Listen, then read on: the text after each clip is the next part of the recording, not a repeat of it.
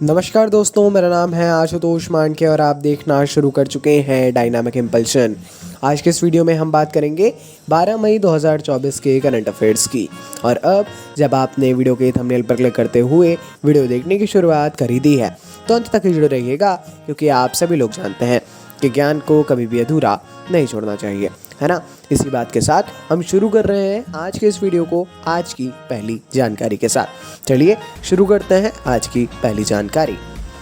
भारत ने संयुक्त राष्ट्र आतंकवाद विरोधी ट्रस्ट फंड में 500,000 मतलब क्या हुआ इसका $5 लाख का योगदान देकर आतंकवाद के खिलाफ वैश्विक लड़ाई में अपने समर्पण की पुष्टि की है। देखिए, $5 लाख देना बहुत बड़ी बात होती है, ठीक है।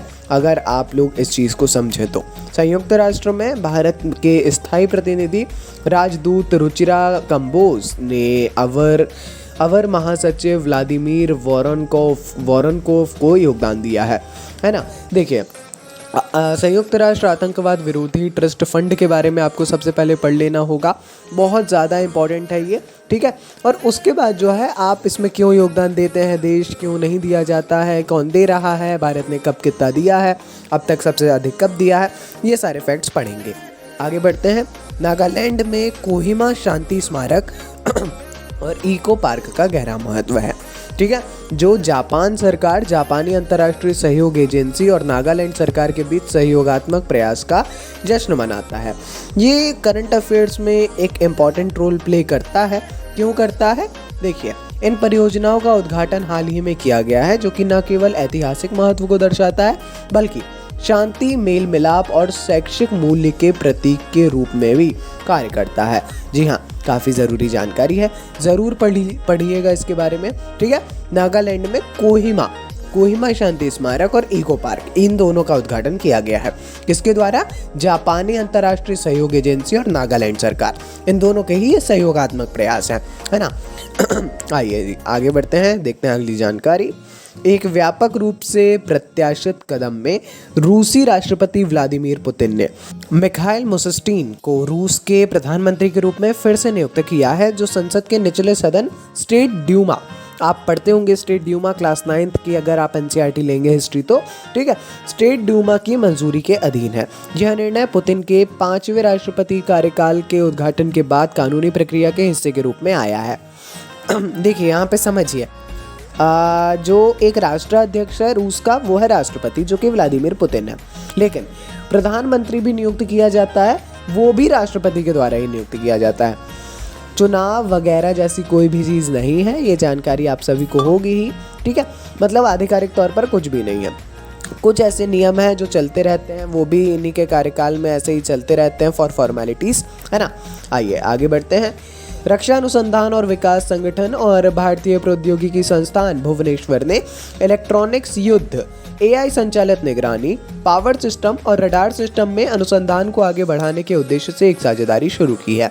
देखिए, डीआरडीओ ने electronics and communication system cluster से आईआईटी भुवनेश्वर तक 9 परियोजनाओं को मंजूरी दी है।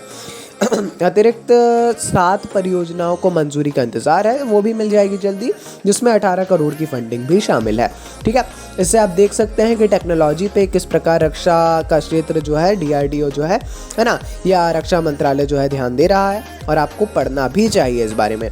ज़रूर पढ़िएगा, थोड़ी जानकारी लीजिएगा इस बारे में, ज़्यादा अगर नहीं भी तो थोड़ी जानकारी लेंगे, पर्याप्त रहने वाला है किस प्रकार काम हो रहा है।